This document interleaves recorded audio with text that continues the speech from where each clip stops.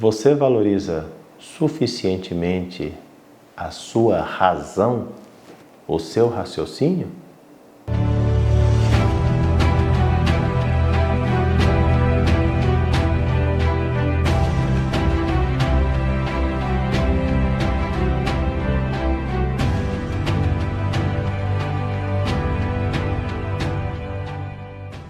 Bom, pessoal, nós já estamos na aula de número 27 no Filosofia para Todos.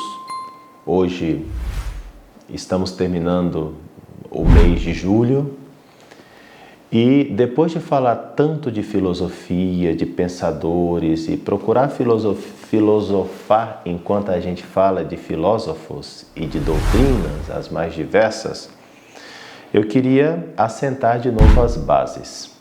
Por que nós fazemos isso aqui?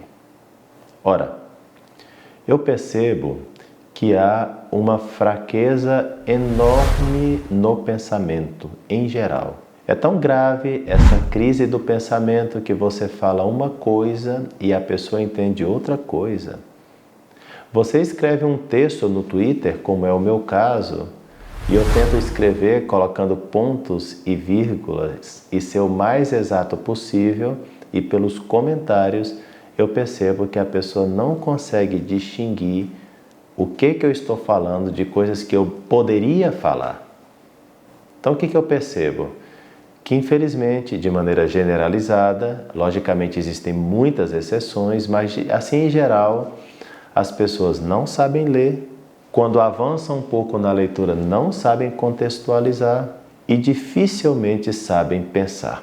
Ler, contextualizar, pensar. Então a primeira coisa é ler. Eu preciso juntar palavras, eu preciso descobrir o sentido das palavras juntos, das frases.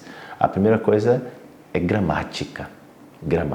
Depois, para eu conseguir ter retórica, ou seja, para eu conseguir falar bem, eu preciso ter contexto. Contexto no qual eu estou, para falar para pessoas com as quais eu estou falando e contextualizar também as minhas ideias que eu quero transmitir para estas pessoas. Então, o contexto nós adquirimos por certa cultura histórico-filosófica e literária. Eu aconselho todos vocês a não só fazer o nosso Filosofia para Todos aqui, mas ler um livro ou outro que eu vou indicando, não só nesse quadro, mas em outros quadros, também no meu Instagram, @padrefcosta. Lá tem uma seção de leitura, dá uma olhadinha lá depois.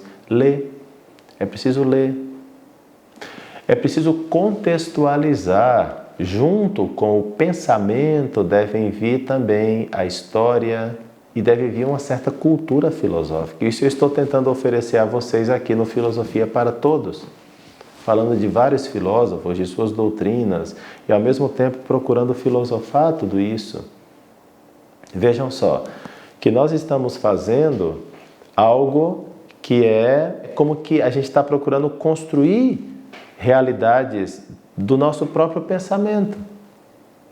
Então eu preciso ler, eu preciso saber ler, eu preciso contextualizar a minha leitura. Senão, alguém escreve um texto no Twitter e se você não tem o contexto daquele texto, você pensa que a pessoa está falando uma coisa quando a pessoa quer transmitir outra.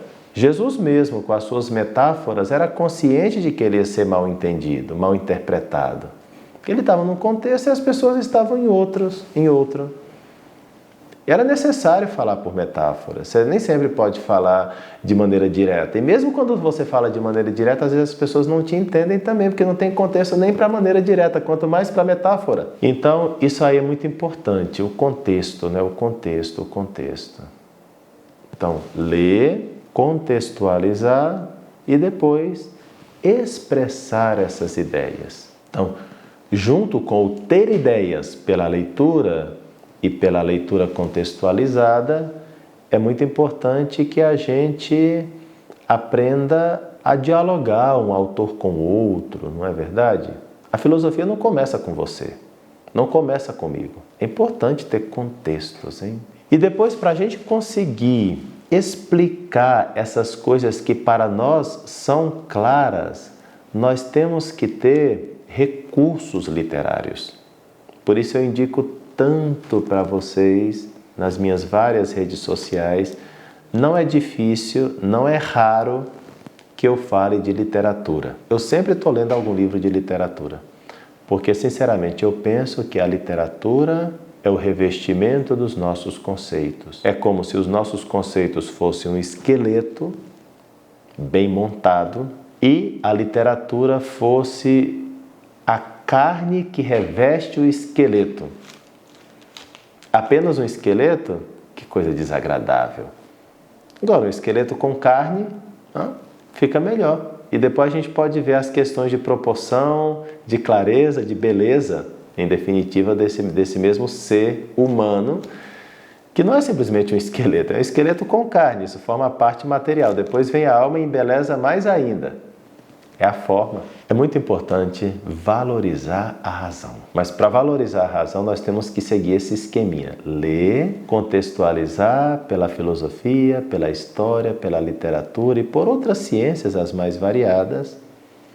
E, finalmente, procurar transmitir essas verdades aos outros de tal maneira que na transmissão você continua filosofando e aperfeiçoando o teu pensamento. A Igreja Católica, aqui quem fala é um padre, né?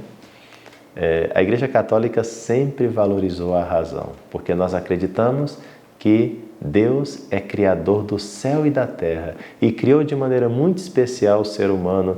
E quando Deus criou as outras coisas, viu que era uma coisa boa, mas quando criou o ser humano, viu que era muito bom, como diz as Sagradas Escrituras. Nós valorizamos muito a razão, não como Martinho Lutero, que dizia que a razão é a prostituta do diabo. Não como Martinho Lutero, que dizia que a razão está totalmente corrompida. Não, nós ficamos numa linha mais de Santo Tomás de Aquino, que diz que a razão está corrompida, mas não totalmente. Ou como esses filósofos iluministas que dizem que acreditam na razão, mas na verdade o que fazem é limitar a razão e endeusar a razão limitada. O cristianismo não faz isso. A gente valoriza a razão, a gente ama a razão e faz a razão funcionar de maneira correta.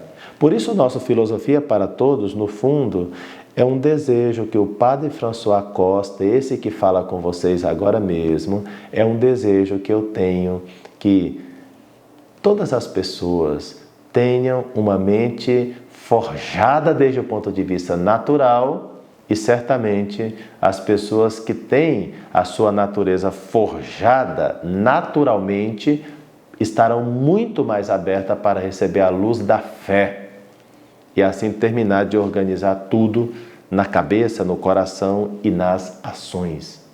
Infelizmente, a crise moral, religiosa, eclesial que nós vivemos hoje é também crise da razão. Não é só crise de fé, tá bom? Não é só crise de fé. Porque se fosse só crise de fé, se estaria negando o dogma da Trindade, da encarnação e da graça. Não, o que se está negando hoje é a natureza humana do sexo masculino, que parece que já não pode casar ou se vê limitado no seu casamento com outra pessoa da natureza humana, só que do sexo feminino. É isso que se está contestando. O que se está contestando não é a graça de Deus em si mesma considerada. O que se está contestando é se um bebê na barriga da sua mãe pode viver ou não. Se pode matar ou não. O que se está contestando não é a justiça como virtude sobrenatural, né? A justiça sobrenatural que é discutida entre os filósofos, entre os teólogos, né? Mas a discussão não é essa. A discussão é uma coisa muito mais natural. Por exemplo, é se dois homens podem casar ou não. Percebem que a crise, ela é de fé, certo? Mas ela não é exatamente de fé. É a crise da razão, que a sociedade ocidental entrou nessa crise lá pelo século XIV, XV, com Guilherme de Ockham e Marcílio de Pádua, continuando com René Descartes, ponto mais alto, Kant, e depois Hegel e Marx. E o Ocidente foi se enforcando.